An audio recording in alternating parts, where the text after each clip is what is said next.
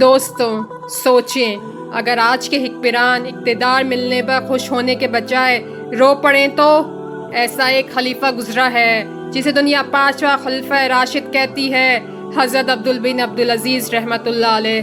جب آپ کو خلافت ملی تو لوگ خوشیاں منا رہے تھے، لیکن آپ کے چہرے پر خوف اور رونے کے آثار تھے۔ کسی نے پوچھا، امیر المومنین، لوگ خوش ہیں اور آپ روتے ہیں؟ آپ نے فرمایا، میں کیسے نہ روؤں؟ اب میری گردن پر ہر یتیم، ہر بیوہ، ہر مظلوم کا حق ہے۔ اگر میں نے انصاف نہ کیا تو اللہ کے سامنے کیا جواب دوں گا؟ پہلا خطبہ دیا جس میں اعلان کیا، میں اپنے لیے محل نہیں بناؤں گا، میں شاہی زندگی نہیں گزاروں گا، میرا کام صرف ایک ہے، عدل قائم کرنا۔ خلافت ملتے ہی سب سے پہلے آپ نے حکومتی عہدیداروں کا احتساب شروع کیا۔ بڑے بڑے گورنر سے ناجائز زمینیں واپس لی گئیں، جنہوں نے عوام کا حق دبایا ان کو معزول کر دیا۔ ایک شخص نے کہا، امیر المومنین، آپ نے تو بہت سختیاں شروع کر دی ہیں۔ آپ نے جواب دیا، سختی نہیں، عدل کا آغاز ہے۔ ایک مشہور واقعہ ہے کہ بنی امیہ کے شہزادے نے ناجائز زمین لے رکھی تھی۔ آپ نے حکم دیا کہ وہ زمین واپس کی جائے۔ شہزادے نے کہا، یہ ہمارا خاندانی حق ہے۔ آپ نے فرمایا، یہ امت کا حق ہے اور میں اللہ کے سامنے جواب دہ ہوں۔ ایک رات آپ بیت المال کے معاملات دیکھ رہے تھے۔ چراغ بیت المال کے تیل سے جل رہا تھا، اتنے میں ذاتی کام کے کاغذات آ گئے۔ آپ نے فوراً چراغ بجھا دیا اور اپنی جیب سے تیل نکال کر دوسرا چراغ جلایا۔ کسی نے پوچھا، یہ کیا کیا؟ آپ نے فرمایا، امت کا مال امت کے لیے ہے، میں اپنی ذات پر نہیں لگا سکتا۔ نتیجہ یہ ہوا کہ آپ کے دور میں اتنی برکت ہوئی کہ لوگ زکوٰۃ لے کر نکلتے لیکن لینے والا کوئی نہ ملتا۔ تاریخ میں لکھا ہے، گھوڑوں کو چارہ کھلایا جاتا، جنگل کے جانوروں کا بھی خیال رکھا جاتا، یہاں تک کہ مزدور مزدوری میں خوش اور کسان زمین پر مطمئن تھے۔ ایک کسان آیا اور بولا، امیر المومنین، میرے کھیت کو سیلاب بہا لے گیا، میں قرض میں ڈوب گیا۔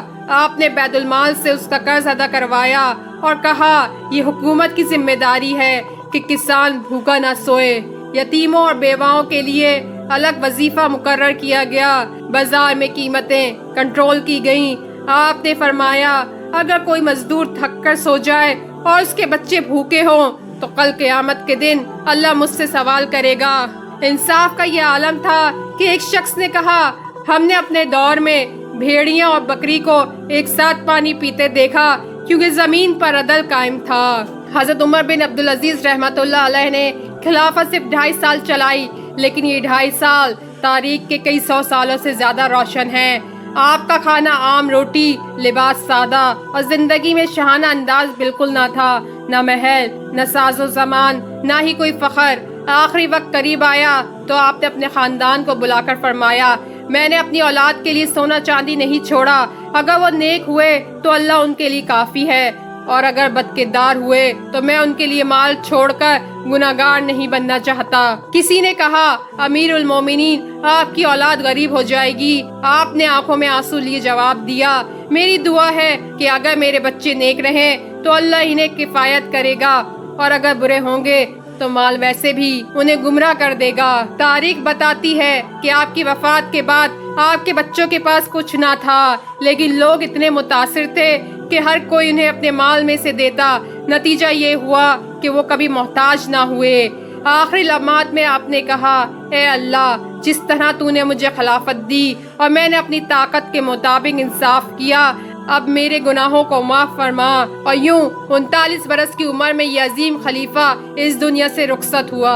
دوستوں، حضرت عمر بن عبدالعزیز رحمۃ اللہ علیہ کی زندگی ہمیں یہ سبق دیتی ہے کہ اقتدار اور دولت ہمیشہ نہیں رہتے، اصل چیز عدل اور دیانت ہے جو ہمیشہ یاد رہتی ہے۔ آپ کے خیال میں حضرت عمر بن عبدالعزیز رحمۃ اللہ علیہ کا کون سا واقعہ سب سے زیادہ دل کو چھو لینے والا ہے؟ کمنٹ میں ضرور بتائیں۔ اگر آپ کو یہ سنہری واقعے پسند آئے تو چینل سبسکرائب کریں اور بیل آئیکن دبائیں تاکہ اگلی کہانی سب سے پہلے آپ تک پہنچے۔ شکریہ۔